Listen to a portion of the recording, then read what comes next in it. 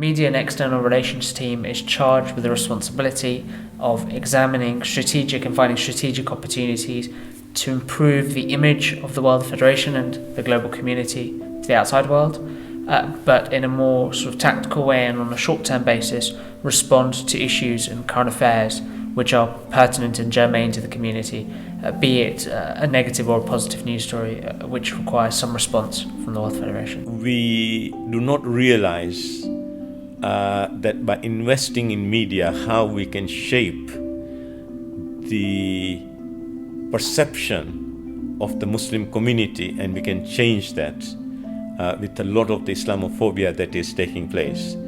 So there, as COEG, we have worked and combined with the World Federation, and we jointly have the Media and External Relations team. So we have got COEG, the World Federation, NASIMCO, and Africa combining, because the issue of media and external relations are not restricted to one particular area. They are now international.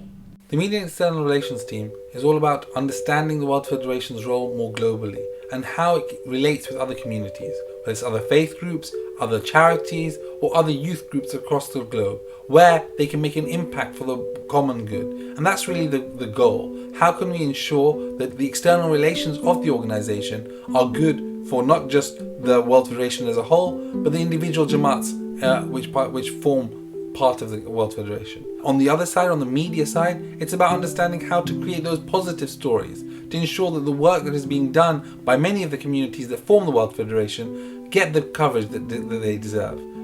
That needs to come out, because if we don't create that positivity, only the negativity shows.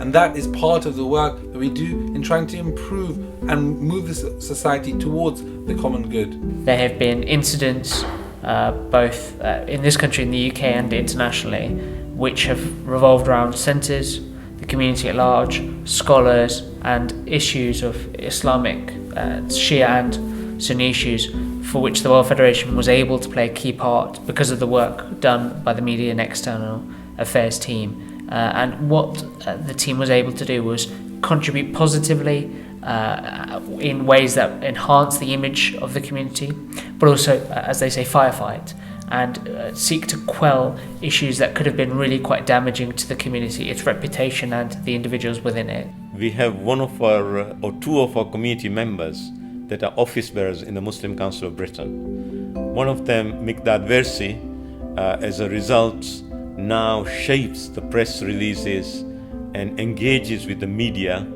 at a very senior level, including in BBC, with various national newspapers, and the engagement that he does with the British media then goes outside to the Muslim media. For example, this story that he recently did.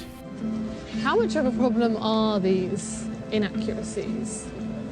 Nowadays, things just spread virally on social media. There were various misinformation and wrong information about Muslims, and then they corrected it, and then the BBC did a whole interview of how the media goes about misrepresenting Muslims in the media outlets, which is newspaper or radio or television. So you can see that through external relations, by engaging with the MCB, we get opportunity to influence the national media.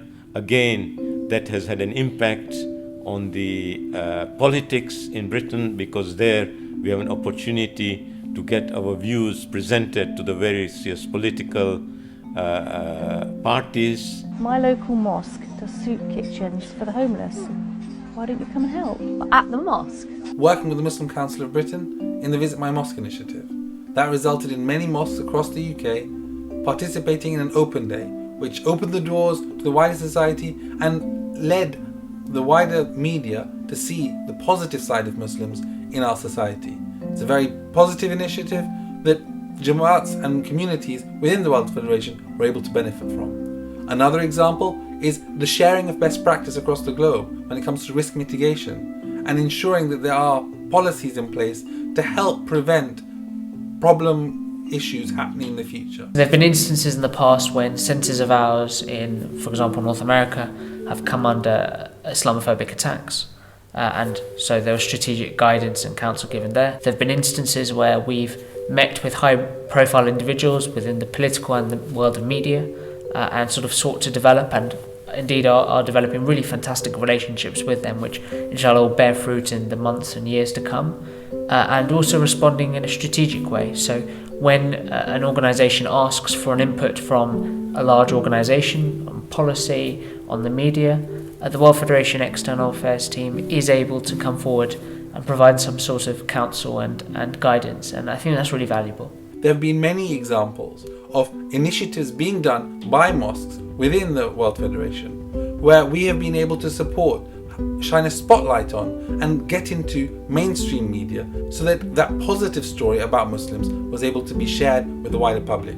If we're able to do that, to create the image of Muslims that is reflective of the reality, that's something that is not only good for Muslims here, but for the wider society. British Muslim TV has been working in close association with the World Federation for some time now, and I have to say the organisation couldn't do some of the work it's doing in its vision to be non-sectarian, to help build on a narrative, to be confidently Muslim and comfortably British. We couldn't be doing it if it wasn't for some of the key strategic leadership that worked with us and is still working with us from the World Federation. So from me, Jazakallah khair for all the great work that the World Federation does.